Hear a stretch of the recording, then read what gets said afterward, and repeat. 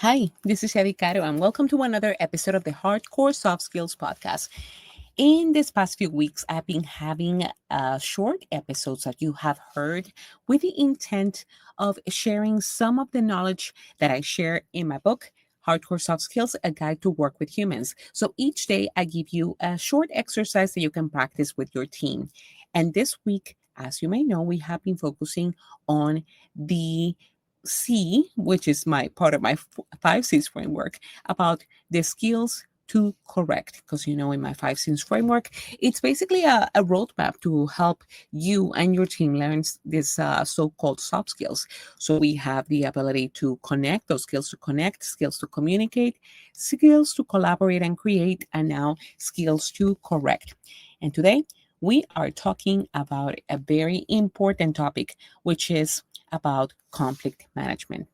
And one thing that has been a topic that I have been addressing a lot with teams recently has been the topic of conflict, which is the fact that we tend to see conflict in a very negative way. And we don't realize that research shows that teams that are able to manage conflict effectively can be more innovative. So, when it comes to conflict, this is why I wanted to be able to distinguish between what is good conflict and what is bad conflict. So, this is what we're going to do today.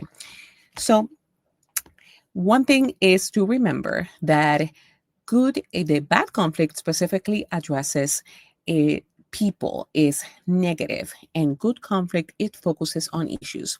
So let's start with the distinction of good versus bad conflict. So, for example, in a bad conflict, in a conflict where stuff was not completed, for example, in a particular project, a bad example of that or bad conflict will be that we are trying to find who to blame, who did this.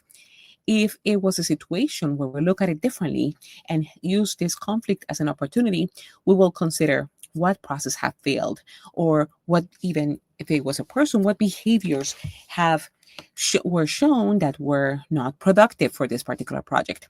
This is a different way to look at this conflict.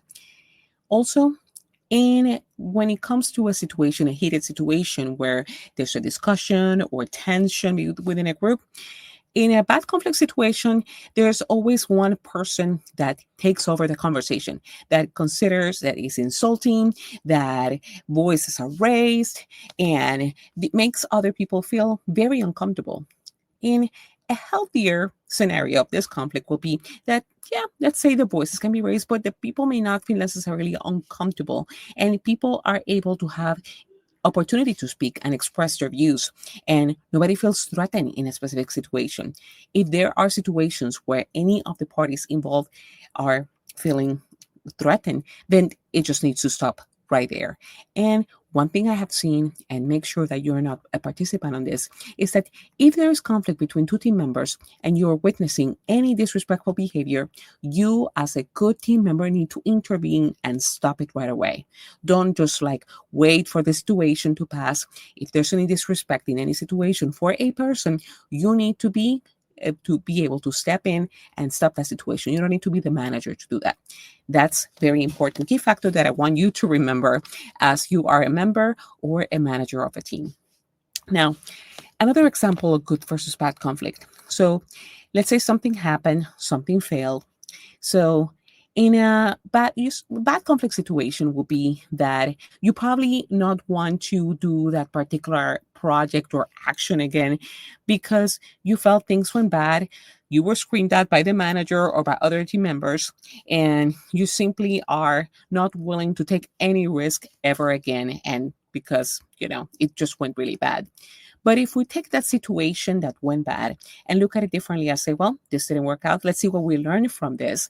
And so next time that we try something new, then we are able to, address it better or learn from this.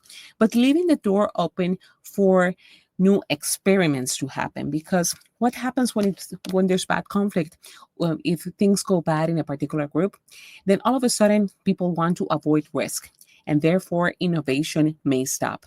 And this is when people just say, I'm going to play it safe.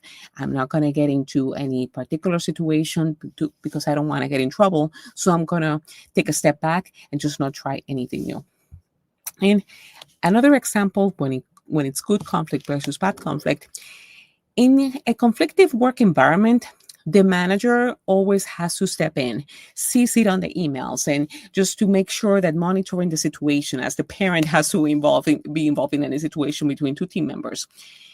How about we try to step back if we are managers and give the team the tools to be able to manage things effectively? If there's conflict, it needs to happen. They should be able to address it one-on-one.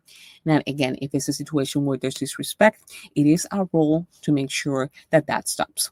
So again, I invite you to go ahead and look at conflict differently. Welcome it in your team, but also setting some rails in order for the team to be able to discuss differing views effectively. Let me know if you have had experiences with good and bad conflict in your organization, because I want to learn more about how you dealt with it or how the people around you dealt with it. And go to my website, hardcoresoftskillspodcast.com, to learn more and get more resources as well. Again, thank you for listening.